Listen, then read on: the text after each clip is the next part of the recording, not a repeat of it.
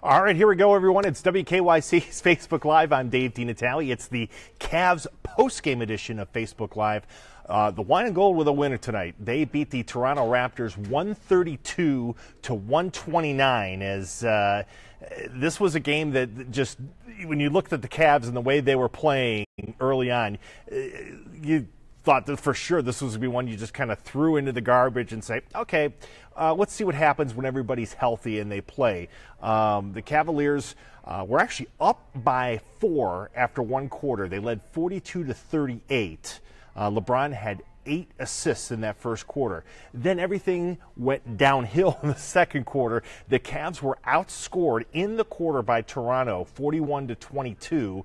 They trailed at the half, 79 to 64. 79 points allowed by Cleveland in the first half. So we're just sitting here going, okay, this is over. I posted, I'm not afraid to admit this now, I posted a snarky tweet with a scene from, I can't remember the name of the movie now, My Cousin Vinny, with Mona Lisa Vito saying the defense is wrong, Marissa Tomei's character, because the Cavs didn't play any defense in the first half. But in the third quarter, suddenly the Cavs came out and were much more aggressive defensively, did a much better job, I think, working off of Toronto's pick and roll, and did also a good job fronting their shooters. They only allowed 20 points in the third quarter, and they outscored Toronto 34 to 20. That really made it a game. And as Robert points out, the Cavs did all this, by the way, tonight. They were missing 5 rotation players. No Kyle Korver, obviously, because of the death of his brother Chris. He's away from the team right now. No Larry Nance. No Tristan Thompson. No Chetty Osman. I'm sorry, Chetty Osman. I can't pronounce the guy's name. And no Rodney Hood. So you were missing 5 rotation players tonight, guys who have all started for this team at one point or another. Fourth quarter, the Cavs outscored Toronto 34 to 30. Played some pretty good defense down the stretch. The key, I thought, was LeBron James scoring when he had to, but he finished with 17 assists, none bigger than with under a minute to go. The Cavs were just kind of playing one of those things where they were kind of just letting the clock down. They were trying to kill the clock in their possessions, going back to the stanky leg. LeBron ended up driving down the lane, kicked it over right side to Kevin Love in the corner. Love drills the 3. Cavs went up by 2 possessions, and really at that point, save for some free throws back and forth, the Cavs, you pretty much had control of the game. James finished with 35 points, 17 assists, and 7 rebounds. He was 12 of 14 tonight shooting from the free throw line. Kevin Love, in only his second game back, played 30 minutes, scored 23 points, and pulled down 12 rebounds. George Hill, here's a guy that, quite honestly, I was sitting there wondering if there was something wrong with him because he had not been playing well. Couldn't hit any shots over the last couple of weeks. But George Hill tonight, 10 of 11 shooting from the field. He finished with 22 points. The Cavs as a team shot 60% from the field for the game, including 15 of 24 from beyond the three-point line. They were also a very good 23 of 28 from the free throw line. So added up, the Cavs had 6 players in double figures. Jeff Green had 15, Jose Calderon had 14, and J.R. Smith had 10. So a good team effort tonight for the Cavs. Starting to read some of your comments. Robert says, LeBron owns primetime real estate in Toronto's collective heads. They really do.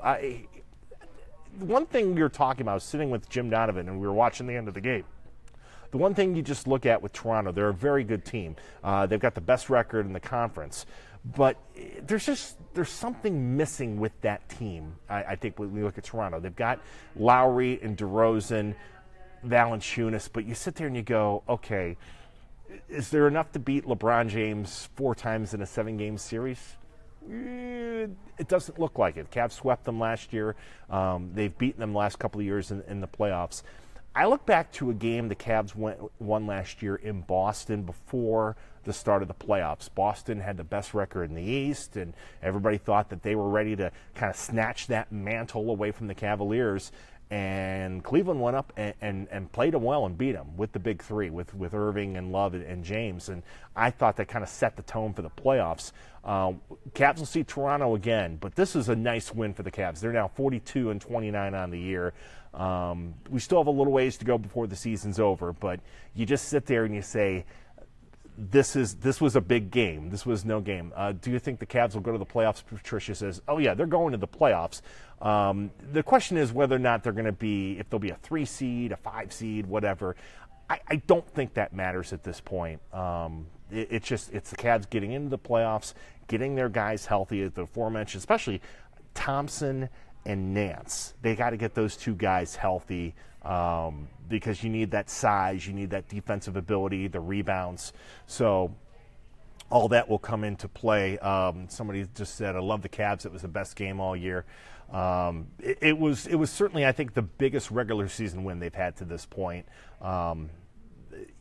Now all of a sudden you look at it with Kevin Love back in the fold. They've won these first 2 games this week, so it's big no matter how you slice it. Okay, Jim Donovan will have your highlights coming up, Channel 3 News at 11. Ben Axelrod's game story is now up at WKYC.com. You can read his thoughts on the game. He had a live blog going throughout the game. Also, one thing that was really cool about tonight, and it would have been a talking point whether the Cavs had won or lost, Nick Gilbert, the son of Dan Gilbert, was back in the fold tonight, sitting next to his son, next to his father, Dan, and watching the game. Of course, Nick Gilbert just went through a long hospitalization as he had surgery to deal with a brain tumor. It was good to see him back. He looks good. He was smiling. We've got a story about that up as well at WKYC.com. So a good night all the way around for the Cavaliers, and we'll see if they can continue this run here. We're really now in the stretch run. The Cavs have played, this was game number 71 on the year, so you got 11 more to go. You're really now in the final stretch of the season, and the key now is keeping everybody healthy, getting your rotation set, what players you want to use in certain situations, and then get to the playoffs and then take your chances from there and see if you can get back to the finals for a 4th straight year. Playing like they did tonight, especially in the 4th quarter, you sit there and you say, yeah, this is a Cavs team that could certainly do that. So, again, good news all around. The Cavs with a win tonight over Toronto, rallied back from 15 down. They beat the Raptors 132-129. Again, full coverage at WKYC.com. Jim Donovan will have all of your highlights coming up at Channel 3 News at 11. Thanks, everybody, for watching a Cavs victorious post-game show here on Facebook Live.